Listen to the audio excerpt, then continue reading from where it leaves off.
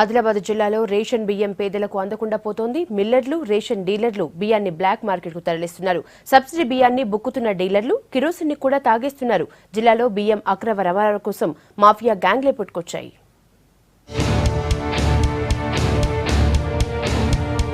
ఆదిలాబాద్ జిల్లాలో రేషన్ బియ్యం పక్కదారి పడుతోంది. పేదలకు అందాల్సిన సబ్సిడీ బియ్యాన్ని బ్లాక్ మార్కెట్ కు తరలిస్తున్నారు అక్రమార్కులు.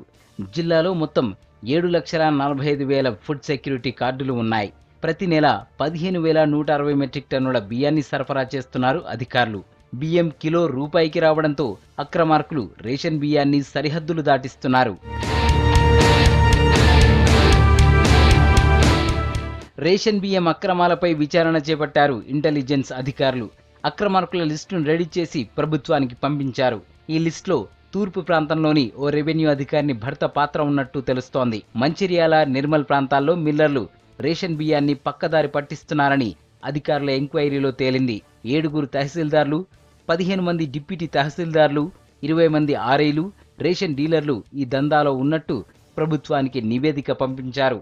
చెక్పోస్టులో పనిచేసే అధికారులు కూడా రేషన్ బియ్యం వ్యాపారంలో ఉన్నారని నివేదిక రెడీ చేశారు. సబ్సిడీ బియ్యాన్ని పక్కదారి పట్టిస్తున్న వారిపై చర్యలు తీసుకోవాలని డిమాండ్ చేస్తున్నారు స్థానికులు.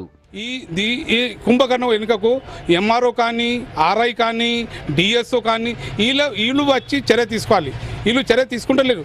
ఉల్టా వచ్చి మా వ్యాపారి మీద కేసులు బనాయిస్తున్నారు. ఇది సరైన పద్ధతి కాదు. మా వ్యాపారి మీద లేని చోట్ల ఇటువంటి కేసులు పెడితే మేము ఊరకం. మేము పెద్ద ఎత్తున ధర్నా చేసి తర్వాత ముఖ్యమంత్రి దగ్గర పోయి మేము మొత్తం చిట్టా బయట పెట్టేస్తాం. ఎందుకంటే వ్యాపారులు దొంగలు కాదు. జిల్లాలో ప్రతి నెల 3,750 మెట్రిక్ టన్నుల బియ్యం పక్కదారి పడుతున్నట్టు అధికారుల లెక్కలు చెబుతున్నాయి. 100 కోట్లకు పైగా అవినీతి జరిగినట్టు అంచనా వేస్తున్నారు. ఇప్పటికే కొందరు అక్రమార్కులపై చర్యలు తీసుకున్నట్టు చెప్పారు జిల్లా సప్లై అధికారి ఉదయ్ కుమార్. 2015 సంవత్సరంలో మొత్తం 241 కేసులు బుక్ చేయడం జరిగింది.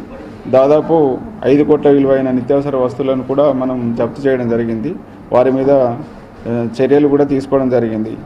వారందరి మీద కూడా ఎవరిని కూడా వదిలిపెట్టకుండా అక్రమంగా తరలిస్తున్న బియ్యం నిల్వదారులు కానీ, అక్రమ రవాణా కానీ, ఈవెన్ రైస్ మిల్లర్ల పైన కూడా కేసులు బుక్ చేయడం జరిగింది. పేదల బియ్యాన్ని పక్కదారి పట్టిస్తున్న అధికారులపై చర్యలు తీసుకోవాలంటున్నారు జనం.